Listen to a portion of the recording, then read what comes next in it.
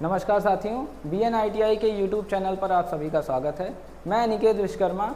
आज हम आपको बताएंगे कि आप जो CBT एग्ज़ाम निमी द्वारा कराया जा रहा है उसका मॉक टेस्ट कैसे दे सकते हैं, डेमो एग्ज़ाम कैसे दे सकते हैं। ठीक है, आप अपने मोबाइल पर इसे खुद भी दे सकते हैं, यहाँ पर भी बताया जा रहा है। जैसे कि आप देख पा रहे हैं, सबसे पहले आप चले जाइएगा ब्राउज़र पर। ब्राउज़र पर जाकर आप सर्च करेंगे NCVT डेमो CBT एग्ज़ाम। ठीक है, जैसे कि यहाँ पे हमने पहले भी सर्च किया तो आ गया है ये NCVT डेमो एग्ज़ाम। ठीक है, 2024 का। तो यहाँ पर पहली वेबसाइट पर आप चले जाएंगे। यहाँ से जब आपकी वेबसाइट खुल जाएगी तो आप ट्रेड चुन लेंगे, जैसे इलेक्ट्रीशियन, फिटर, इलेक्ट्रॉनिक्स। ठीक है, तो फिटर हमने चुन लिया है। इसके आगे अब CBT एग्ज़ाम पर आ जाएंगे। CBT पर एग्ज़ाम पर आने के बाद आप देखेंगे कि यहाँ पर फिटर डेमो CBT पेपर 2024 दिया हुआ है। इस पर क्लिक करेंगे। ठीक है, तो ये पेज ओपन हो जाएगा। अब इस पेज में सैम्पल पेपर 1 हम सेट ओपन कर रहे हैं। यहाँ पर आप देख पा रहे हैं कि फिटर फर्स्ट ईयर देख पा रहे हैं, जैसे फिटर फर्स्ट ईयर 120, ये टाइम आपका फिटर ट्रेड है। ठीक है, सेमेस्टर आपका फर्स्ट ईयर है। टाइमिंग टोटल 120 मिनट की दी गई है। इसमें टोटल 75 क्वेश्चन हैं। ठीक है, 75 क्वेश्चन किस हिसाब से डिवाइड रहते हैं हम आपको बता दे रहे हैं। 38 क्वेश्चन आपके ट्रेड थ्योरी के आते हैं। ठीक है, उसके बाद 6 क्वेश्चन आपके इंजीनियरिंग ड्राइंग के आते हैं, 6 क्वेश्चन आपके कैलकुलेशन एंड साइंस के आते हैं और 25 क्वेश्चन आपके एम्प्लॉयबिलिटी स्किल के आते हैं। ठीक है, तो टोटल आते हैं 75 क्वेश्चन, जिनके 150 नंबर का आपका पेपर होता है और प्रति क्वेश्चन 2 नंबर का पेपर आपका बनता है। प्रति क्वेश्चन जो आपको मिलेगा वो 2 नंबर मिलेगा। ये दोनों भाषाओं में होता है, हिंदी और इंग्लिश दोनों भाषाओं में दिया गया होता है। अब हम यहाँ पर जैसे स्टार्ट कर लेते हैं, तो ये टेस्ट स्टार्ट हो गया है। आप यहाँ पर देख पा रहे हैं कि थ्योरी का दिया हुआ है, ट्रेड थ्योरी का 38 क्वेश्चन दिया हुआ है। उसी तरह से कैलकुलेशन एंड साइंस का 6 क्वेश्चन दिया हुआ है। इंजीनियरिंग ड्राइंग का इसमें 6 क्वेश्चन दिया हुआ है और एम्प्लॉयबिलिटी स्किल का 25 क्वेश्चन दिया हुआ है। ठीक है, तो हम स्टार्ट करते हैं पहले क्वेश्चन से। तो यहाँ पर दिया हुआ है जैसे लकड़ी की अग्नि कागज कपड़े के कारण लगी गई आग किस क्लास की आग के अंतर्गत आती है। ठीक है, तो इसमें पूछा जा रहा है कि कौन सी जो लकड़ी, कागज या कपड़े में लगने वाली जो आग होती है वो किस क्लास के किस आग की कैटेगरी में आती है। तो ये क्लास A के कैटेगरी में आता है। ठीक है, नेक्स्ट क्वेश्चन करेंगे। अगला देखेंगे क्या है, कार्बन टेट्रा क्लोराइड और ब्रोमोक्लोरो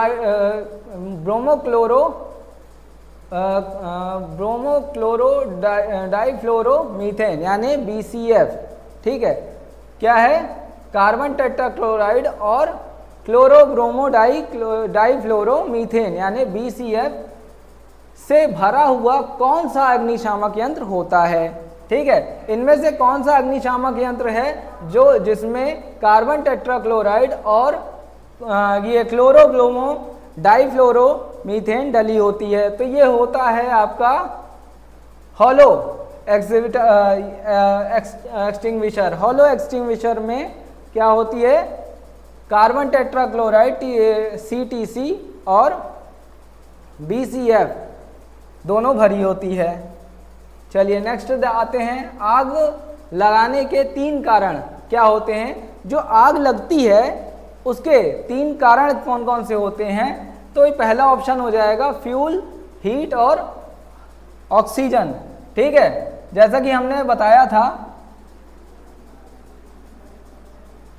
कि 3 ऑप्शन होते हैं इसके। ठीक है, एक ट्राइंगल होता है, एक ट्राइंगल की शेप होती है जिसमें 3 ऑप्शन होते हैं।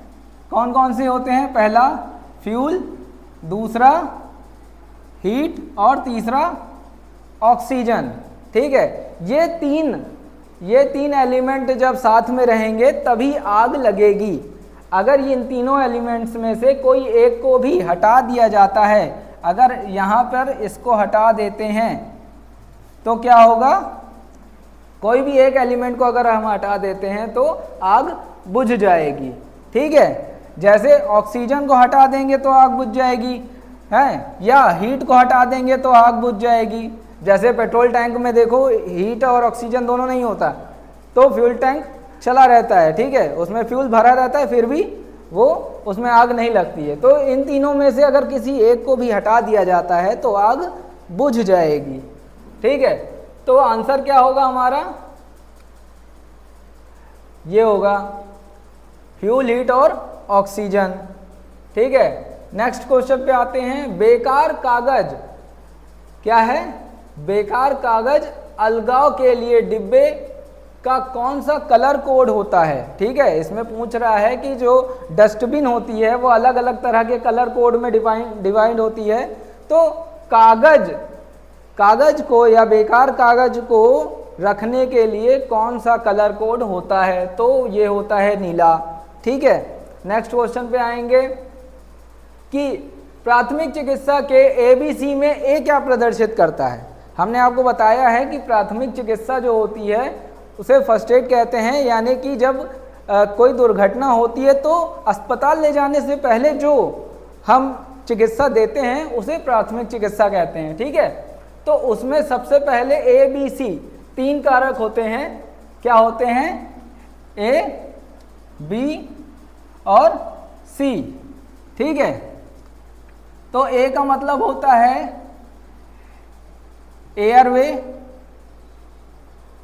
ठीक है, B का मतलब होता है ब्रीथिंग,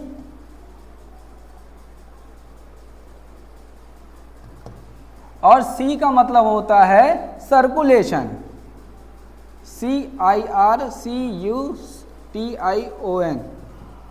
ठीक है, सर्कुलेशन यानी कि आप जब आप चेक करते हैं तो सबसे पहले क्या करते हैं, एयर, हवा आ रही है उसके आसपास या नहीं, दूसरा ब्रीथिंग यानी उसकी सांसें चल रही हैं या नहीं, तीसरा सर्कुलेशन यानी कि उसका ब्लड सर्कुलेशन हो रहा है या नहीं। ठीक है, तो यहाँ पर क्या होगा, ए क्या कहलाएगा, एयरवे। ठीक है, एयरवे आपका सही आंसर होगा। उसके बाद ये क्वेश्चन आया है, देखिए, फाइल X के रूप को चिन्हित भाग का नाम दें। ठीक है, फाइल X के रूप में चिन्हित भाग का नाम देना है। इस फाइल में ये जो X बना हुआ है इस चिन्हित भाग का क्या नाम है। ठीक है, तो हमने आपको बताया अलग अलग नाम है, जैसे ये हैंडल है, इसके बाद फेरुल आता है, फिर आता है हील, फिर आता है एज, ये आता है फेस, आगे आता है टिप। ठीक है, तो ये जो X वाला हिस्सा है ये खाली हिस्सा है। जब हील का फेस खत्म होता है, जहाँ पर उसके दांते खत्म होते हैं, उसके बाद का जो खाली हिस्सा बचता है उसे क्या कहेंगे, हम हील कहेंगे। ठीक है, तो ये आ जाएगा हील। अगला पॉइंट देखेंगे, क्या है, कॉर्नर और जॉइंट पर मटेरियल को खरोचने के लिए किस चीजल यानी छेनी का उपयोग किया जाता है। ठीक है, कॉर्नर को खरोचना हो तो हम क्या करते हैं, डायमंड कट चीजल का उपयोग करते हैं। ठीक है, डायमंड कट चीजल का उपयोग क्या किया जाता है, कॉर्नर को यानी कोने को खरोचने के लिए किया जाता है। ठीक है, अगले क्वेश्चन पे आते हैं। ये एक चित्र आ गया है हथौड़े का, देखिए क्या बता रहा है, X के रूप में चिन्हित हथौड़े के भाग का नाम बताइए।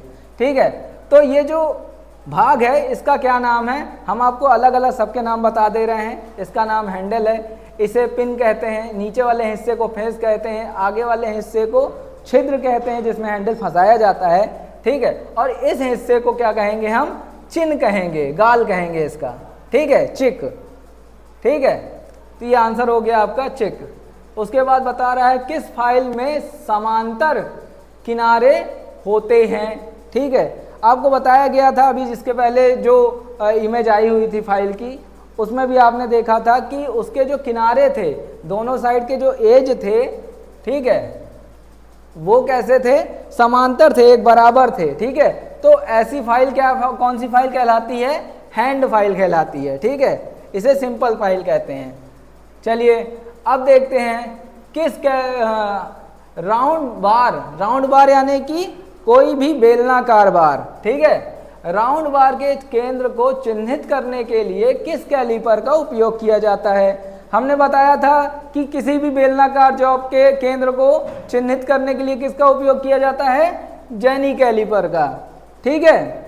तो जेनी कैलीपर के उपयोग से हम क्या करेंगे, किसी भी बेलनाकार जॉब को या किसी भी राउंड बार को, यानी राउंड का तरह के बेलनाकार तरह के जो है बार को या किसी राउंड बार के केंद्र को हमेशा चिन्हित कर पाएंगे। चलिए नेक्स्ट क्वेश्चन पे आते हैं। क्या लिखा हुआ है कि इस कोणीय मापक यंत्र का नाम बताइए, ठीक है। जैसे कि आप देख पा रहे हैं ये एक तरह का वेबल प्रोटेक्टर है, ठीक है।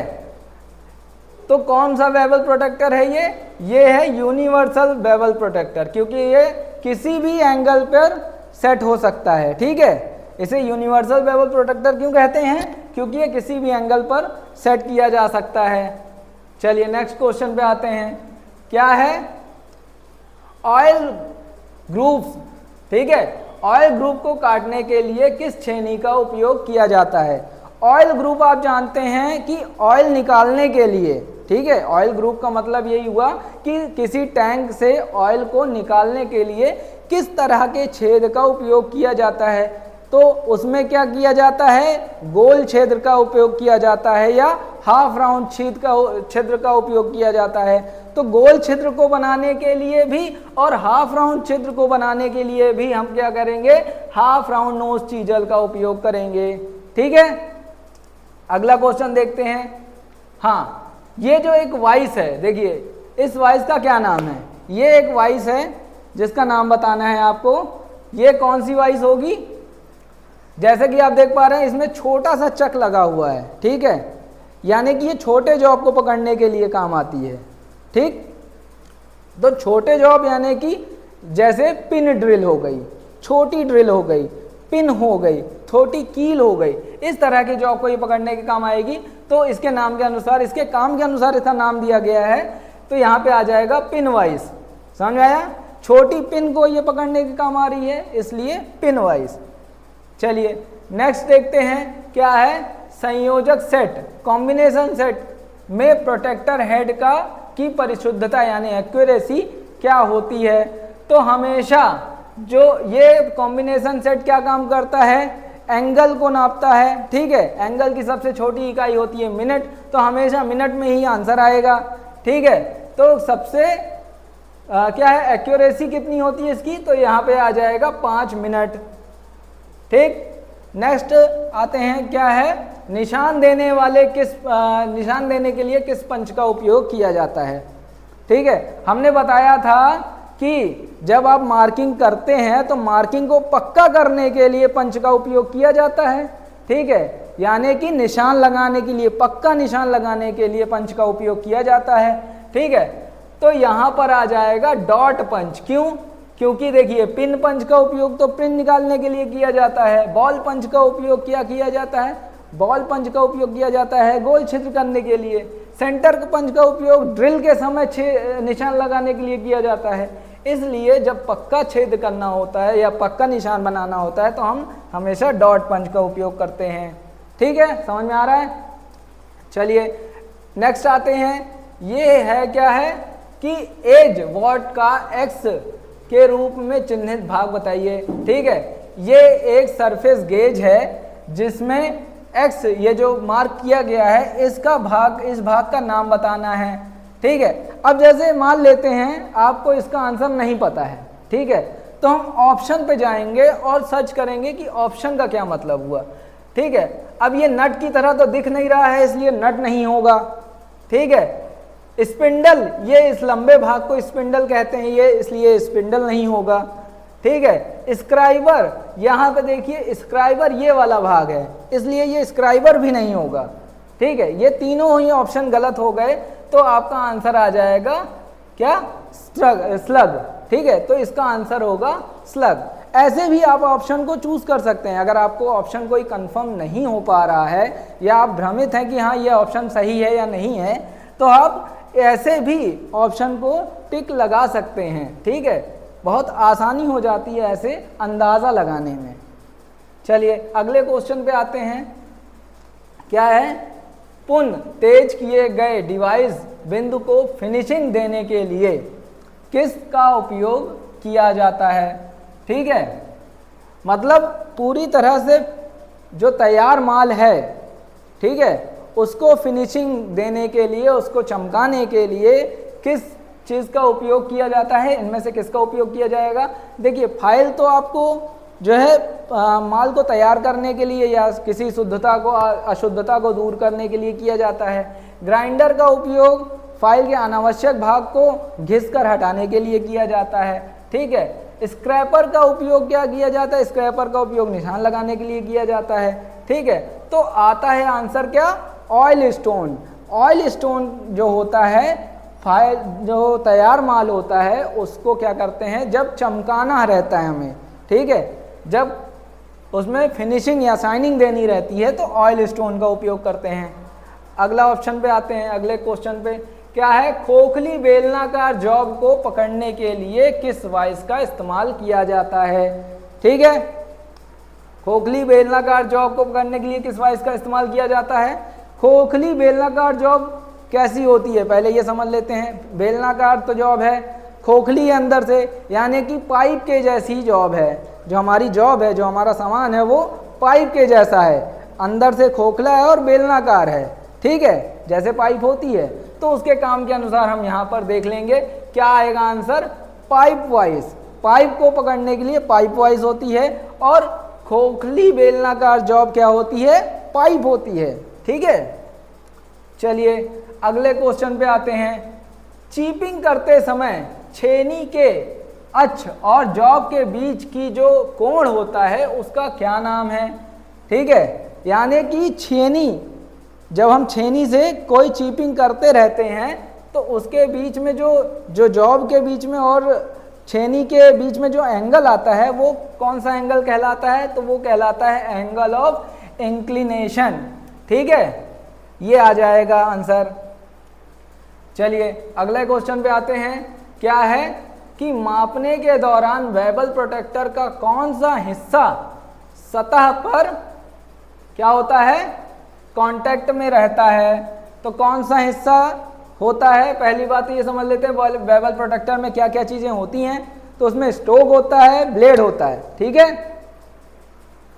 बाकी चीजें तो होती नहीं है, तो हम क्या समझ लेंगे कि स्टोक उसके ऊपर टच होता है और आंसर आ जाएगा आपका ब्लेड।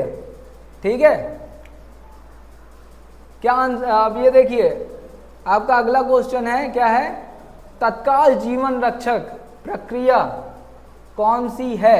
ठीक है, इनमें से कौन सी प्रक्रिया है जो तत्काल जीवन रक्षक यानी कि तुरंत की जाती है, तुरंत जान बचा सकती है? कौन सी है? तो ये है प्राथमिक चिकित्सा। हमने आपको पहले भी बताया है कि अस्पताल ले जाने से पहले जो चिकित्सा हम देते हैं या दुर्घटना होने के तुरंत बाद जो हम चिकित्सा देते हैं उसे प्राथमिक चिकित्सा कहते हैं। ठीक है, तो तुरंत दी गई चिकित्सा से भी जान बचाई जा सकती है। तो क्या हुआ? तत्काल जीवन रक्षक प्रक्रिया क्या होगी? आपकी फर्स्ट एड होगी, प्राथमिक चिकित्सा होगी। चलिए अगले क्वेश्चन पे आते हैं। हाँ, ये एक साइन दिख रहा है आपको, ये रोड पर भी दिखाया जाता है। ठीक है, इसमें एक चेतावनी का आकार है, चेतावनी चिन्ह का आकार है और अंदर एक ट्रेन बनी हुई है। तो ये कैसा सिग्नल साइन होगा? ये कैसा प्रतीक होगा? स्कूल का प्रतीक नहीं होगा क्योंकि स्कूल का कोई साइन यहाँ पे नहीं बना हुआ है। संरक्षित एरिया नहीं है ये, क्योंकि संरक्षित एरिया होता तो बोर्ड न लगा होता। ठीक है, उसके बाद पैदल चलने वालों का मार्ग भी नहीं है ये। ठीक है, इसमें ट्रेन बनी हुई है, तो ये क्या होगा? अनगार्डेड एरिया है, असुरक्षित एरिया है। ठीक है, आगे नेक्स्ट पॉइंट पे आएंगे। कार्यस्थल पर दुर्घटना से बचने का पहला कदम क्या है? ठीक है, समझते हैं कि कार्यस्थल पर दुर्घटना से बचने का पहला कदम क्या है। तो ऑप्शन समझ लेते हैं क्या है। सुरक्षा उपकरण का पहनना, सुरक्षा उपकरण पहनकर, ठीक है, चीज़ों को अपनी तरीके से करना, सुरक्षा सावधानियों का पालन करना, अत्यधिक कुशल काम करने वाले के अभ्यास के साथ चीज़ें करना। ठीक है, अगर आपको सुरक्षित या दुर्घटना स्थल पर दुर्घटना से बचना है या सुरक्षित रहकर काम करना है तो आपको सुरक्षा की सावधानियों का पालन करना पड़ेगा। ठीक है, ये आ गया आपका ऑप्शन। ठीक, नेक्स्ट आते हैं, जैविक कंपाउंड में मटेरियल को तोड़ने की प्रक्रिया क्या है जिससे खाद के रूप में इस्तेमाल किया जा सकता है। ठीक है, तो खाद के रूप में क्या इस्तेमाल किया जा सकता है? जैविक कंपाउंड को, मटेरियल को तोड़ने की कौन सी प्रक्रिया है जिसके द्वारा खाद बनाई जाती है, कह सकते हो। ठीक है, या खाद बनाने की प्रक्रिया को क्या कहते हैं? तो इसको कहते हैं कंपोस्टिंग कहते हैं। ठीक है, चलिए अगले क्वेश्चन पे आते हैं। क्या है? विच मार्किंग मीडिया इज पॉइजनस? कौन सा मार्किंग मीडिया जहरीला होता है? तो हमने आपको बताया था कि कॉपर सल्फेट जो मार्किंग मीडिया है वो जहरीला होता है। क्यों जहरीला होता है बता दे रहे हैं आपको, क्योंकि इसमें क्या होता है कि कॉपर सल्फेट तो होता ही है, कॉपर सल्फेट होता है इसमें, प्लस क्या होता है, एसिड भी होता है। कौन सा एसिड होता है? इसमें होता है हार्ड तेजाब होता है या नाइट्रिक एसिड। ठीक है, तो इसमें क्या होता है, नाइट्रिक एसिड।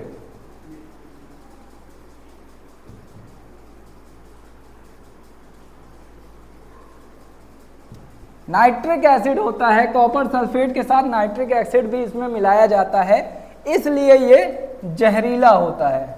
ठीक है, तो ऑप्शन ये आ जाएगा, जहरीला होता है। अभी आपके सामने देखिए एक इमेज आई है। ठीक है, इसमें क्या लिखा हुआ है? क्वेश्चन है, इस वाइस का क्या नाम है? आपको मैंने बताया है कि काम के अनुसार ही वाइस का नाम रखा गया है, उनके काम के अनुसार ही। ठीक है, अब देख सकते हैं कि इसको जो है, इस वाइस को जो है, ये वाइस छोटी है पहली बात तो, दूसरी बात इस वाइस में ये हैंडल लगे हुए हैं नीचे जिनको हाथ से पकड़ा जा सकता है। ठीक है, तो ये कहलाएगी क्या? Hand vice. समझ में आया? ये हो जाएगी आपकी हैंड वाइस। अगला पॉइंट फिर से देखिए, which angle is represent by the symbol Y on the cutting chisel. ठीक है, इस छेनी का, इसमें इस क्वेश्चन में ये पूछा गया है कि छेनी का जो ये प्रतीक है Y, ये ऊपर वाला हिस्सा, इस कोण को, ये किस कोण को दर्शाता है, किस एंगल को दर्शाता है? ठीक है, तो ये दर्शाता है रैक एंगल को। समझ में आ रहा है? चलिए नेक्स्ट आते हैं, जॉब को क्या है, फिनिश्ड साइज के करीब लाने के लिए किस फाइल का उपयोग किया जाता है? बताइए, किस फाइल का उपयोग किया जाता है? देखिए इसमें क्या पूछा है कि जॉब को फिनिश साइज के करीब यानी कि एकदम एक्यूरेट लाने तक किस फाइल का उपयोग किया जाता है? तो ये हो जाएगा सेकंड कट फाइल का उपयोग किया जाता है। ठीक है, सेकंड कट फाइल के बाद आती है स्मूथ फाइल। ठीक है, चलिए अब ये कौन सी फाइल है? हमने आपको फाइल के टाइप बताया हुआ है। ये इन फाइलों का आकार छोटा होता है, ये स्पेशल टाइप की फाइल होती हैं, इन्हें क्या कहते हैं? रिफलर फाइल कहते हैं। ठीक है, अगला क्या है, हथौड़े का वजन कहाँ प्रदर्शित किया जाता है? तो हथौड़े का जो वजन होता है, और अगर किसी खास कंपनी के द्वारा ये बनाया गया हथौड़ा है तो उस कंपनी का नाम भी चिक पर ही लिखा होता है। ठीक है, चलिए ये पूछ रहा है कि what is the accuracy of try square? Try square की परिशुद्धता क्या है? तो ट्राई स्क्वायर की परिशुद्धता, ट्राई स्क्वायर एक साधारण मापी यंत्र तो है ही, साथ में इसकी परिशुद्धता जो है वो 0.01 mm पर 10 mm की लेंथ पे होती है।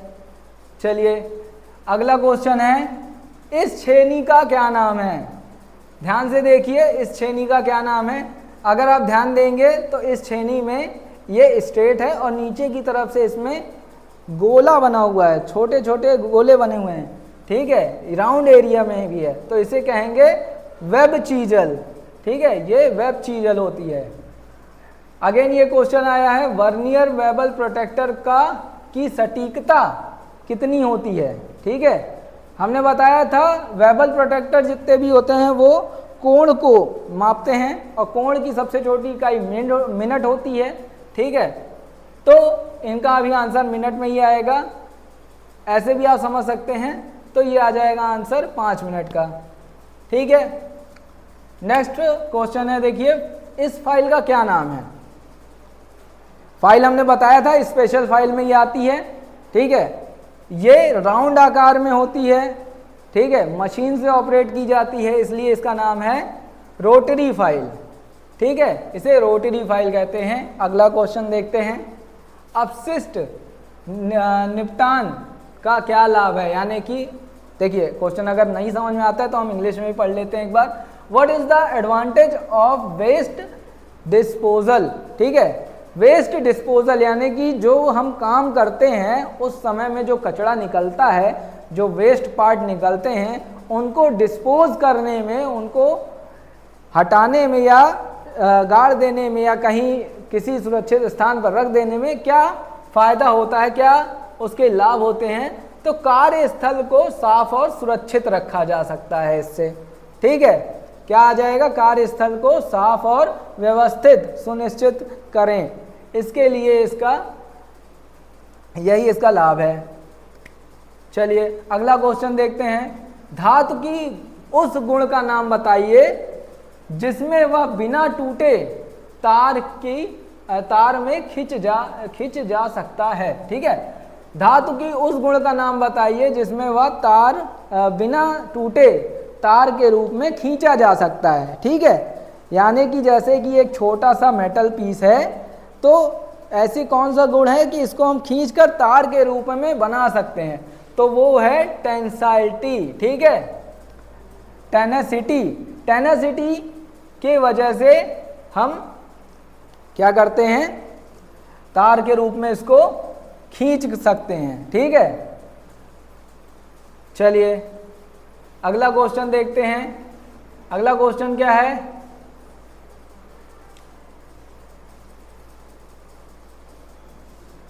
स्लॉटेड एंगल प्लेट में दिए गए स्लॉट का उद्देश्य क्या होता है? ठीक है, स्लॉटेड एंगल प्लेट हमने आपको बताया था, एक बार समझ लेते हैं स्लॉटेड एंगल प्लेट कैसी होती है।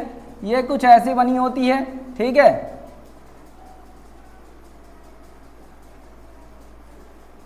स्लॉटेड एंगल प्लेट कुछ ऐसी दिखाई देती है, यहां पे कुछ ऐसे स्लॉट बने होते हैं, ठीक है, कुछ ऐसे दिखाई देती है स्लॉटेड एंगल प्लेट। अब इसका ये जो स्लॉट बने होते हैं, चार नहीं और बने होते हैं, लेकिन इनका काम क्या होता है? इनका काम होता है कि जॉब को अच्छी तरह से पकड़ सकें, ठीक है, जॉब को किस तरह से पकड़ा जाता है? इसमें टी स्लॉट के स्क्रूज लगा देते हैं, ठीक है, या क्लैंप कर देते हैं, टी क्लैंप के द्वारा इसको क्लैंप कर देते हैं, तो यहाँ पर क्या करते हैं? इसको जॉब को पकड़ने के काम आता है, जॉब की क्लैंपिंग के काम आता है, ये हो जाएगा आपका आंसर, ठीक है, ये आंसर आपका सही हो जाएगा। फिर एक क्वेश्चन आता है, देखिए, बिना टूटे बिना तन्यता बलों के प्रभाव का विरोध करने वाले धातु की प्रॉपर्टी का क्या नाम है? ठीक है, टूटे बिना तन्यता बलों का प्रभाव करने वाले, यानी अभी इससे पहले जो क्वेश्चन आया था तार के रूप में खिंच जाने की वो होती है, गुण होते हैं, उसी तरह से ये सेम क्वेश्चन रहेगा, तो आंसर आएगा क्या है? टेनेसिटी, ठीक है, टूटे बिना खींच जाने की प्रक्रिया, खींच जाने का गुण, चलिए अगला क्वेश्चन आते हैं, ये आ गया है, देखिए आपके 38 क्वेश्चन समाप्त हो चुके हैं। अब आगे है वर्कशॉप कैलकुलेशन एंड साइंस। ठीक है, वर्कशॉप कैलकुलेशन एंड साइंस का पहला क्वेश्चन है, देखिए जैसे इसमें क्वेश्चन दिया गया है, what are the two classifications of system of units. ठीक है, इकाइयों की प्रणाली के दो प्रकार कौन कौन से हैं। हमने बताया था कि इकाइयों की प्रणाली कौन कौन सी होती है, दो प्रणालियां हैं जो अभी तक विकसित हैं। कौन कौन सी है, एक ब्रिटिश प्रणाली और एक मैट्रिक प्रणाली। तो आंसर आपका आ जाएगा पहला, ब्रिटिश प्रणाली और मैट्रिक प्रणाली। ठीक है, अगला क्वेश्चन है, what are the fundamental units. ठीक है, इनमें से कौन सी मूलभूत इकाइयां हैं। ठीक है, हमने आपको बताया था जब आप इकाई पढ़ेंगे या ब्रिटिश प्रणाली या एमकेएस प्रणाली भी पढ़ेंगे तो उनमें कुछ ऑप्शंस आते हैं। ठीक है, जैसे अगर हम एमकेएस को देखते हैं, एमकेएस, ठीक है, इसे मैट्रिक प्रणाली भी कहते हैं, एमकेएस प्रणाली। अब एमकेएस का मतलब होता है, यहाँ एम का मतलब होगा मीटर। ठीक है, इसको ऐसे लिख लेते हैं,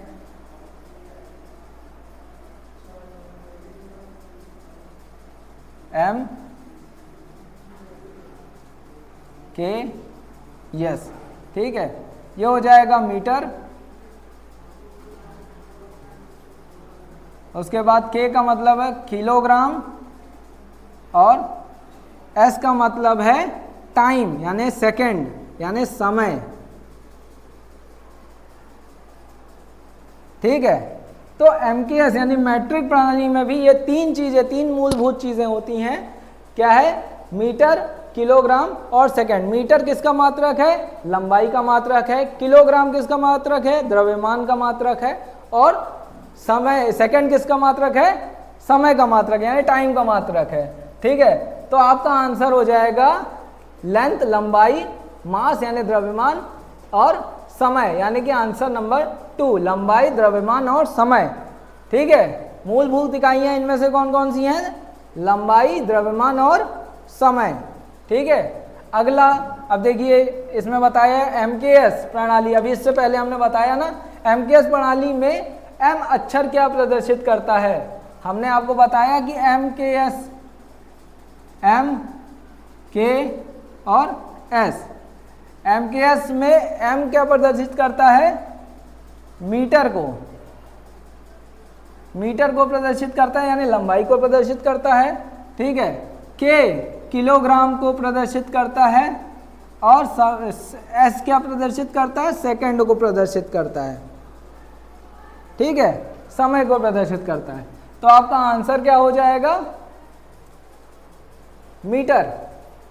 ठीक है, चलिए अगले क्वेश्चन पे आते हैं। 1 इंच में कितने मिलीमीटर होते हैं। हमने आपको बताया है कि 1 इंच में 2.54 सेंटीमीटर होते हैं। तो मिलीमीटर कितने होंगे, 25.4 मिलीमीटर होंगे। ठीक है, अगला क्वेश्चन पे आते हैं। 229 का घनमूल क्या होगा। ठीक है, अगर आपको घनमूल निकालना नहीं आ रहा है बाय चांस, ठीक है, तो ये जो ऑप्शन दिए हैं इन्हीं में गुणा कर दो। ठीक है, जैसे मान लो आपको घनमूल निकालना नहीं आ रहा, बहुत से बच्चों को नहीं निकालना आता है, तो हम आपको एक बहुत सरल तरीका बता रहे हैं। घनमूल निकालने का मतलब है कि अब जैसे पहला ऑप्शन ले लेते हैं, यानी कि इसमें पूछ रहा है कि इसका इतना ही मतलब इसका घनमूल यानी कि इसका आधा कितना होगा। ठीक है, इसका कितना भाग देंगे कि बराबर बराबर आ जाएगा।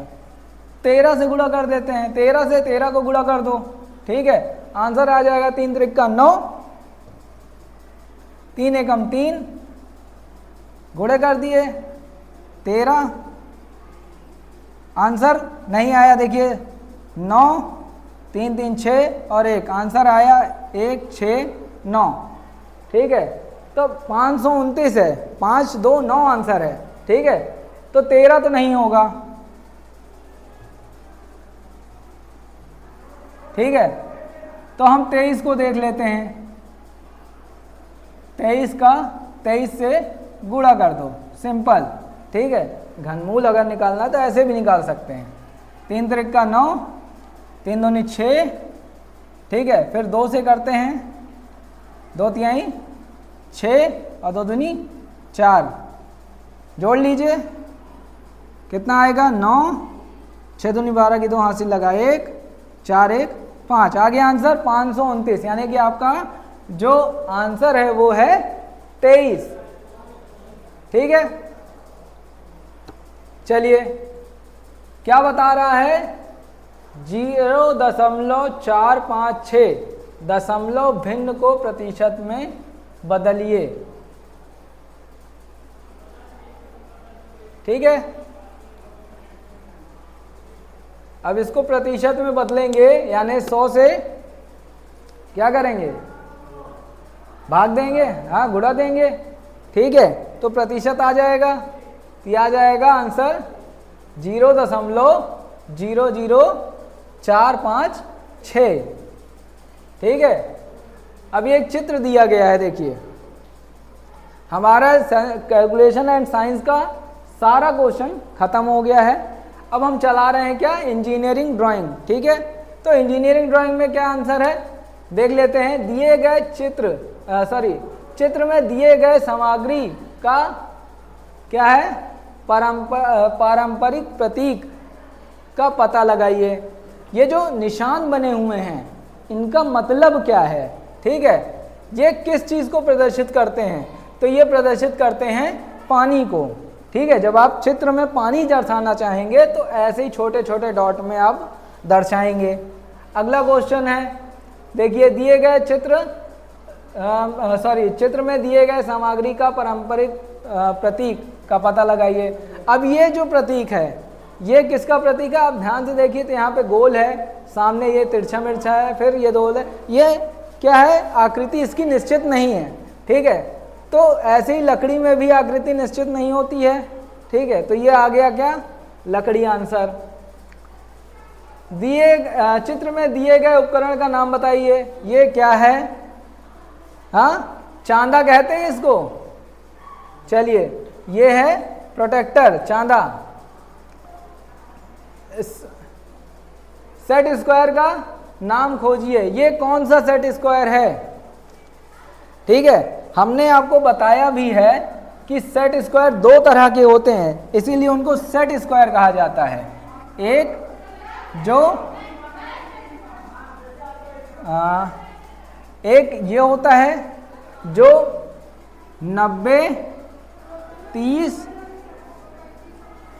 और 60 डिग्री को दर्शाता है, और एक होता है जो 90, 45 और 45 डिग्री को दर्शाता है। 2 तरह के सेट स्क्वायर होते हैं, ठीक है। सॉरी, सेट स्क्वायर में 2 तरह के स्क्वायर होते हैं, ठीक है। 2 तरह की पटरियां होती हैं, एक 90, 30 और 60 को दर्शाता है, और एक 45, 45, 90 को दर्शाता है। तो ये कौन सा दिखाई दे रहा है आपको, ये दिखाई दे रहा है 45, 45, 90 वाला, तो इसको कहेंगे 45 डिग्री सेट स्क्वायर।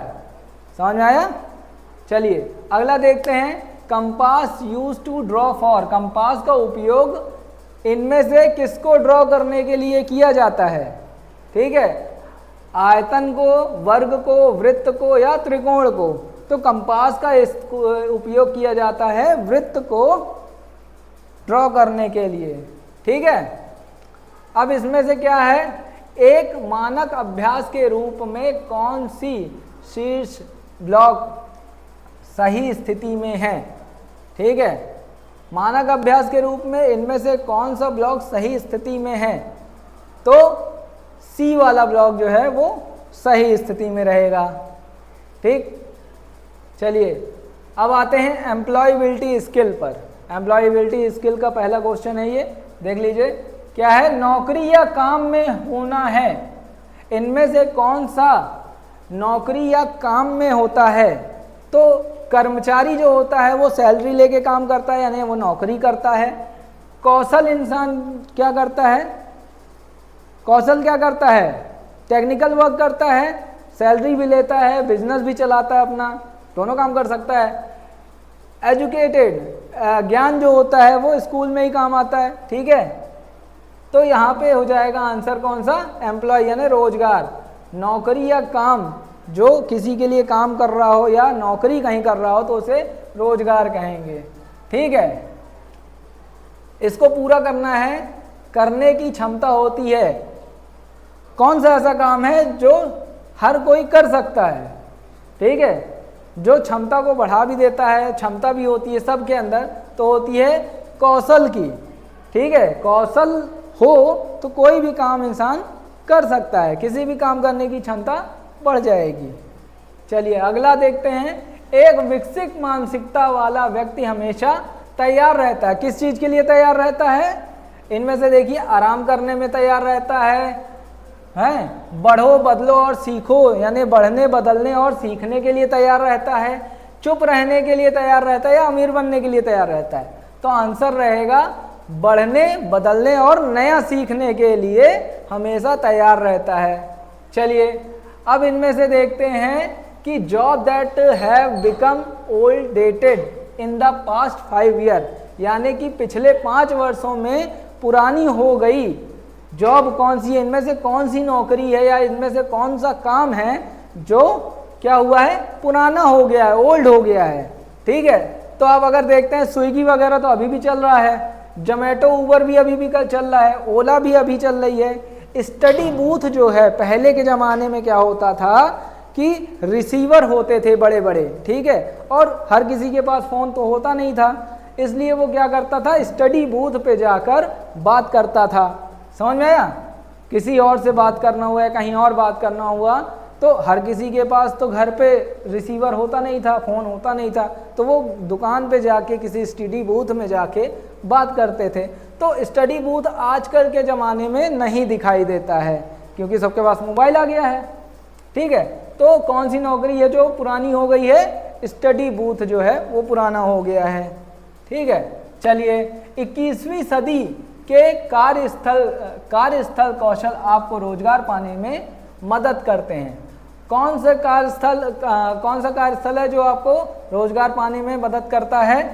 तो ये है जहाँ बहुत कठिन हो, जहाँ तक कि जॉब मार्केट भी बदलाता है केवल जब बाजार में जब बढ़ रहा है, जब अगर बाजार बढ़ रहा है, यानी कि इसमें बताया गया है, समझने की कोशिश करिएगा पहले कि 21वीं सदी के कार्यस्थल, ठीक है, कौशल आपको रोजगार पाने में मदद करते हैं। कौन सा कार्यस्थल कौशल है जो आपको रोजगार पाने में मदद करते हैं? तो ये हो जाएगा जब केवल बाजार बढ़ रहा हो, ठीक है। जब बाजार ग्रोथ करेगा तो क्या होगी, अपॉर्चुनिटी यानी कि रोजगार की जो है वो ऑप्शन जो है वो बढ़ेंगे, उसके हिसाब से आपको रोजगार भी मिलेगा, ठीक है। नैतिकता का क्या अर्थ है?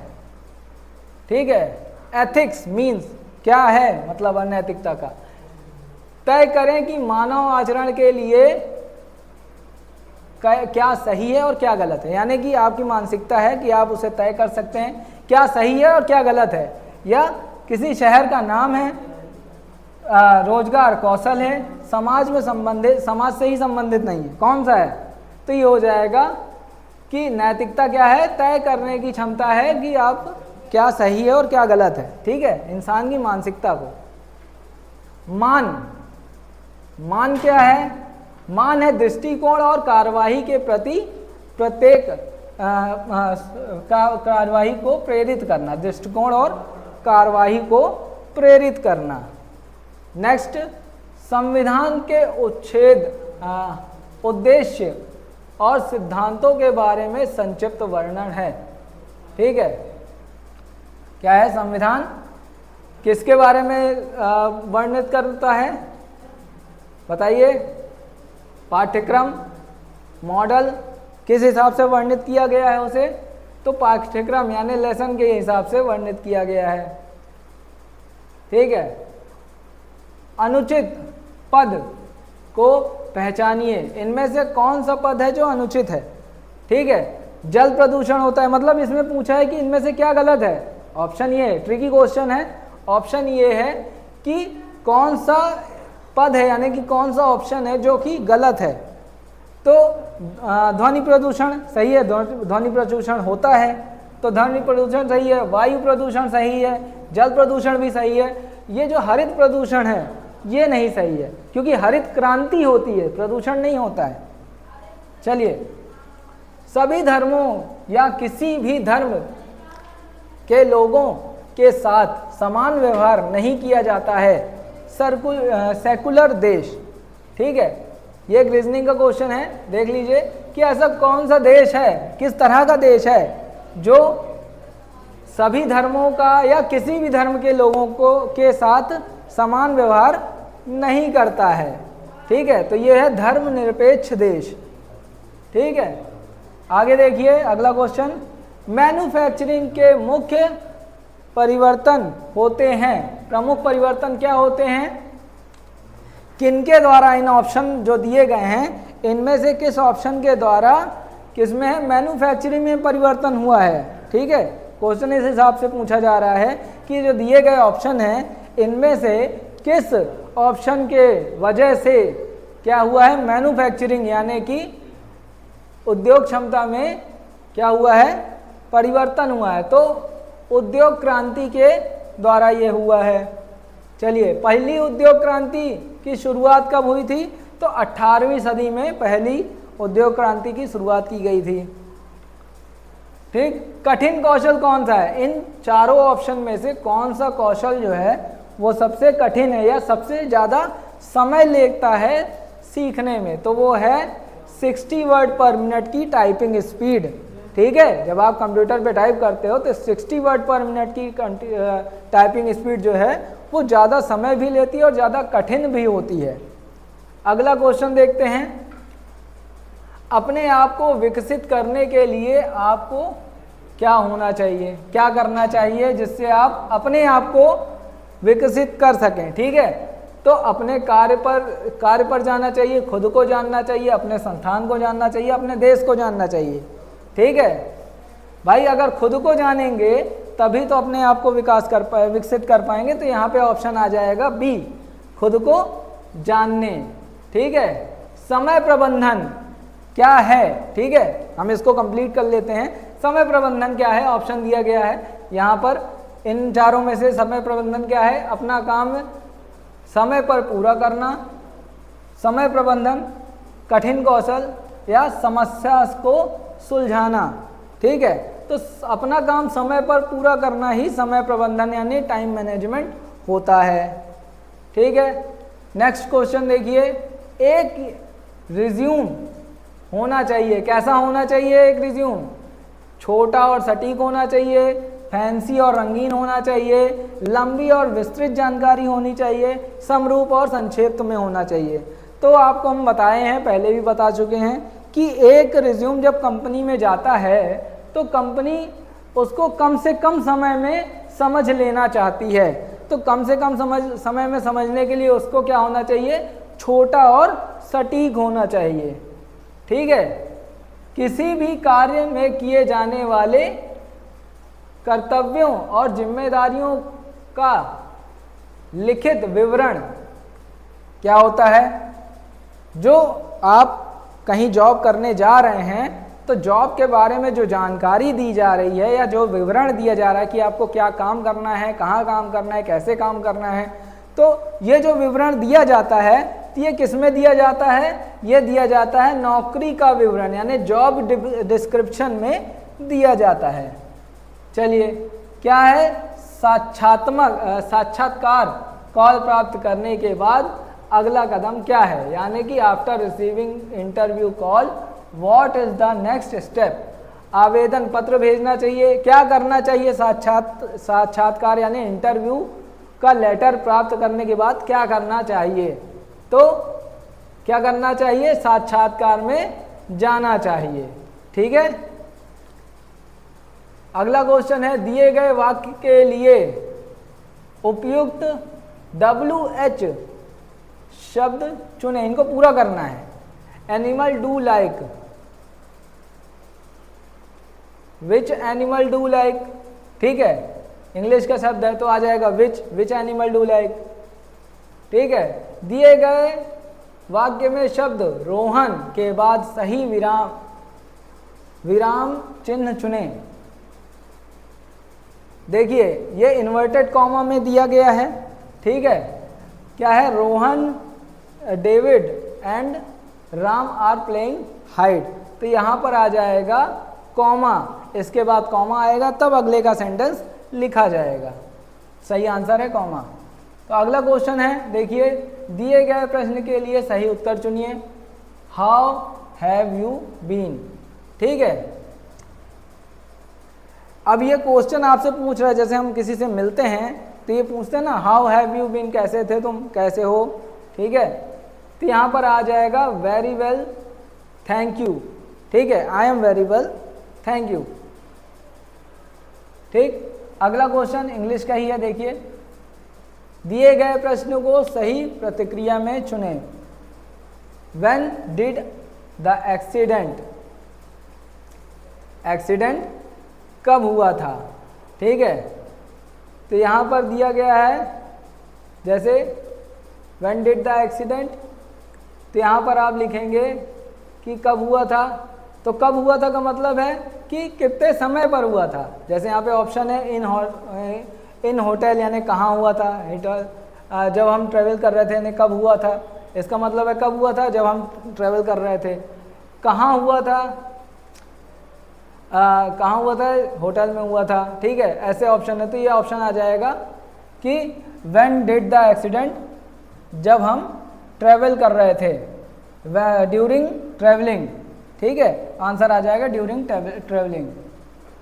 क्रिया का सही काल चुनें। ये जो एक क्वेश्चन दिया गया है, इसका सही काल क्या है? Music when I was child, यानी कि जब मैं छोटा था तब मैं क्या करता था? I am learning music when I was child, ठीक है। उसके बाद यहाँ पर आ जाएगा करिकुलम विटे, यानी कि सीवी को किसके रूप में भी जानते हैं? किसके रूप में भी जानते हैं? तो रिज्यूम के रूप में भी जानते हैं। करिकुलम विटे यानी सीवी को, ठीक है। सीवी को क्या करते हैं? रिज्यूम के रूप में भी जानते हैं, ठीक। तुलनात्मक विशेष के साथ रिक्त स्थान भरें। अब ये जो एक रिक्त स्थान दिया गया है, इसमें तुलनात्मक प्रतिक्रिया देनी है। जैसे your pencil is then mine, इसमें क्या कह रहा है? तुम्हारी पेंसिल मुझसे क्या है? ज़्यादा शार्पर है, ज़्यादा क्या है? पेंसिल ज़्यादा नोकीली है, मेरी पेंसिल से ज़्यादा नोकीली